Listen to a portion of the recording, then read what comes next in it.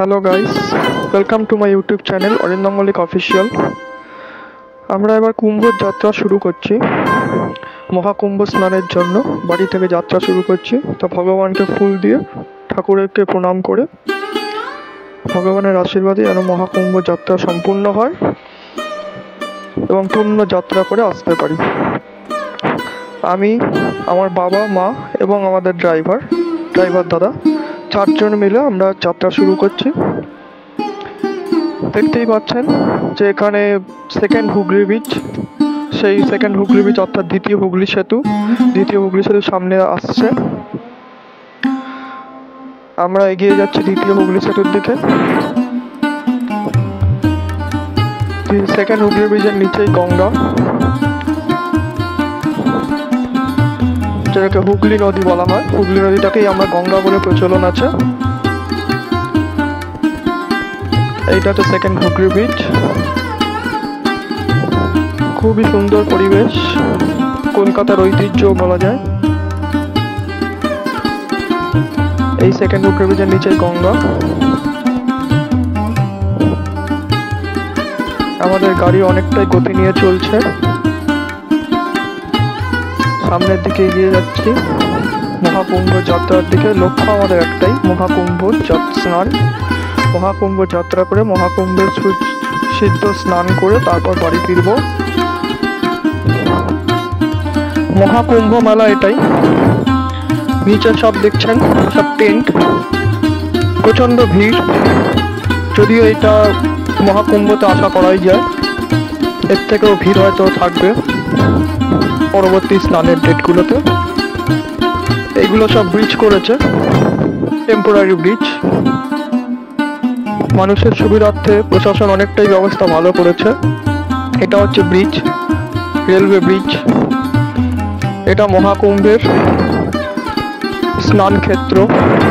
পরপর অনেকগুলোই ব্রিজ দেখতে পাচ্ছেন। সামনে মানুষ হাঁটা চলার জন্য সবই ব্রিজ। পরিবেশটা খুবই ভালো, কুয়াশা যদিও অনেকটাই আছে। এখানে সবাই স্নান করছে দেখতে পাচ্ছেন। এই অরেঞ্জ কালার যে বর্ডারটা দেওয়া, বর্ডারের ওপারে যেতে পারবে না কেউ, এটাই প্রশাসনের ব্যবস্থা। মানুষের সুবিধার্থেই এইটা ব্যবস্থা নেওয়া হয়েছে, যাতে ওই ব্যারিকেডটার ওপারে কেউ না যায়। এটা রেলওয়ে ব্রিজ। শুধু বাইক ছাড়া কিছুই চলছে না। এখানে স্নান ক্ষেত্র, স্নানের ঘাটও বলা যেতে পারে। সবাই স্নান করছে। এখানে প্রত্যেকটা মানুষই স্নান করছে। এটা ত্রিবেণী সঙ্গম, অর্থাৎ 3টে নদীর মিলন ক্ষেত্র। গঙ্গা, যমুনা, সরস্বতী, এই 3 নদীর মিলন ক্ষেত্র। ওপারটাতে ভিড় দেখতেই পাচ্ছেন, অনেকটাই বেশি। আমরা মহাকুম্ভ স্নান করে উঠেছি। ওঠার পরেই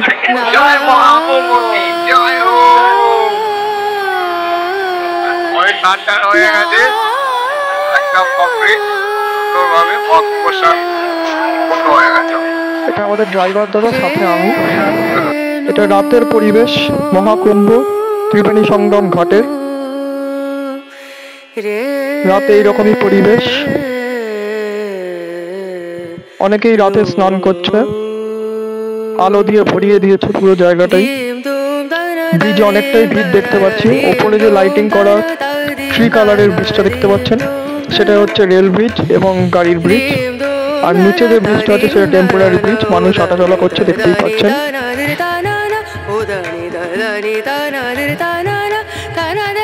এটা গঙ্গার উপরে এরকম টেম্পোরারি ব্রিজ করে রেখেছে যাতে মানুষের সুবিধার্থে। অনেকটাই ভিড় আছে রাত্রে।